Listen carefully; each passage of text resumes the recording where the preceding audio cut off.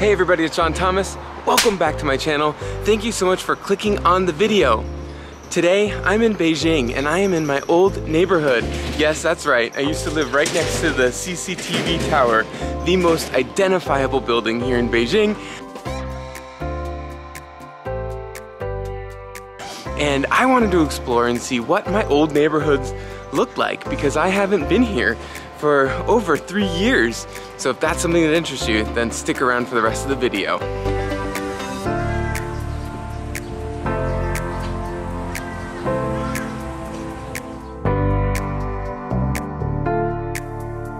When I lived here, this complex was called Xanadu.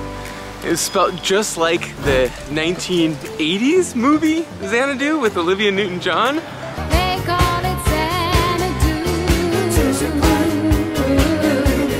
It looks like it's changed names to now Tianxi Palace. So from Xanadu, We are in Xanadu. to Tianxi Palace. Over there is a little grocery store, and they also make jianbing in the morning, and that is still there. So that's awesome to see that throughout all this time that still exists. One of the reasons I loved living here is it's so quiet. We are right on the 3rd ring row. If you're unfamiliar, Beijing has like 6 ring rows. So the 3rd ring row, it's kind of like a CBD area, but it's definitely a quieter part of the CBD area. And you've got like these huge buildings that I used to live in right here. And then you've got some very local buildings right next to me. And all of that, it just made me feel like, okay, this is a really cool place to live. I still can't believe they changed the name.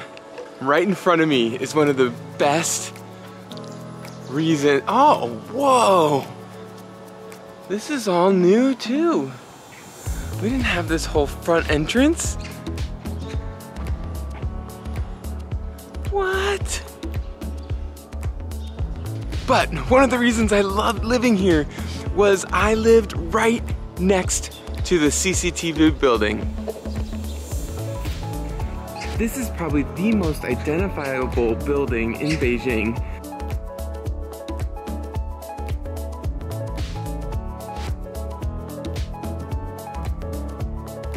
Every morning I would leave for work to go to line 6, which is the Hujialo station.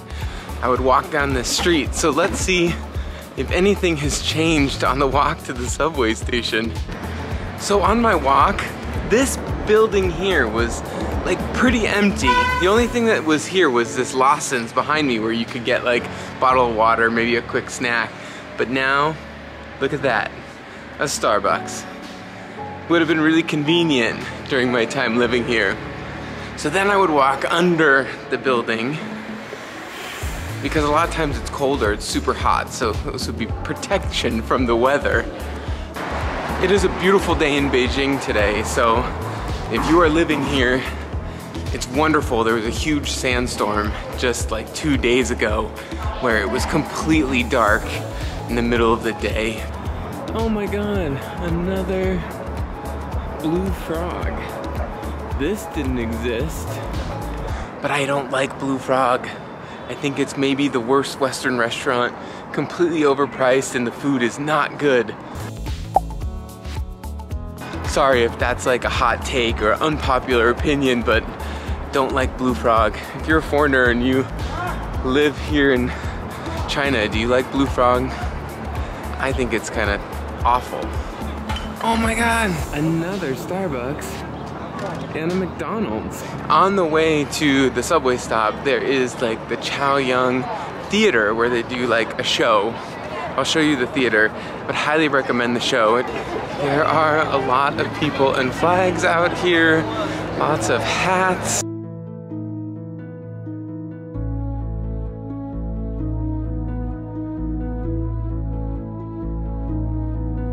So this is the name of the theater. Great show. If you have not seen it and you're in Beijing, come check out this show. Tons of circus acts. Very fun, acrobatic. amazingness. Maybe some motorcycles and some cages. Wow, so many tour groups. And then we would get to Hujalo Station.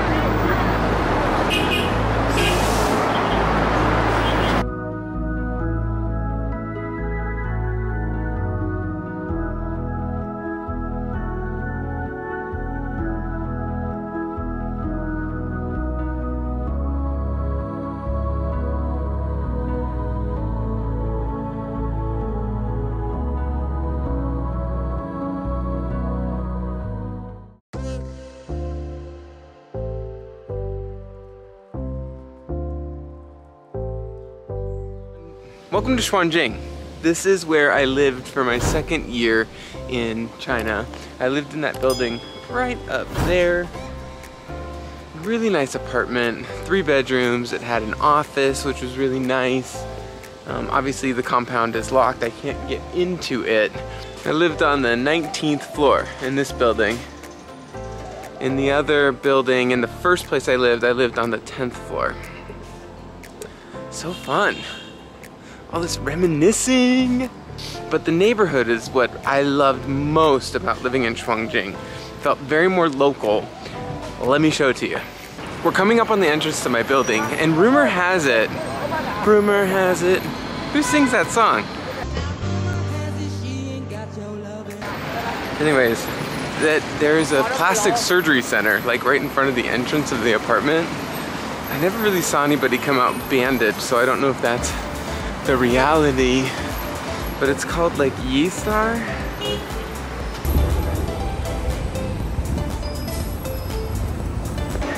This was the entrance to my apartment here.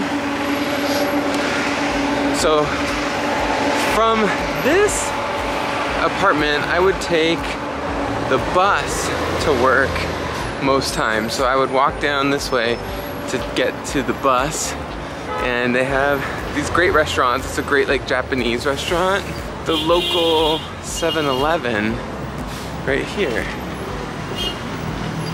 That's where you can grab like cheap coffee, water on your way home. This is like a rental car company. So all these cars around me here you can rent. Obviously look at how filthy everything is from the sandstorm. Like every car. Super dirty. Woo. And then you have my favorite place, Jianbing. So good. And then you can just pop on the bus right here. So let me show you a little bit around Shuangjing because it is an incredible neighborhood.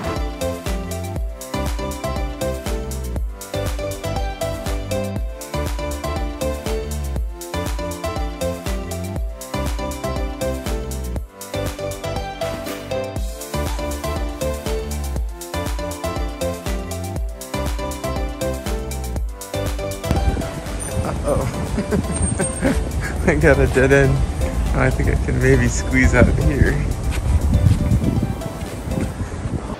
Shuangjing is full of all of these little shops and restaurants, and it feels like a real community environment here in Beijing.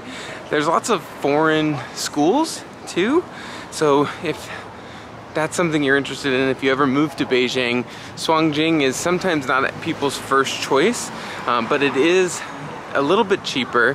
It's closer to some of the best foreign schools here in Beijing. Lots to do. There's bars on these streets. There is tons of food. There's massage, everything, all at your fingertips here in Shuangjing. So that's a little bit of Shuangjing, the second neighborhood I lived in before I moved to Tianjin. This was so fun to kind of take a look back on my old neighborhood. Sorry for the light behind me, everyone. I have to go back to the hotel. I need to grab my bag and get to the train station. So I made it back to Tianjin. It's a beautiful night out here. Check out all the lights on the river. It's amazing. thank you so much for going along on this journey with me to see my old apartments in Beijing. That was so fun, and I hope you enjoyed it. Thank you so much for watching the video, and I'll see you in the next one. Bye.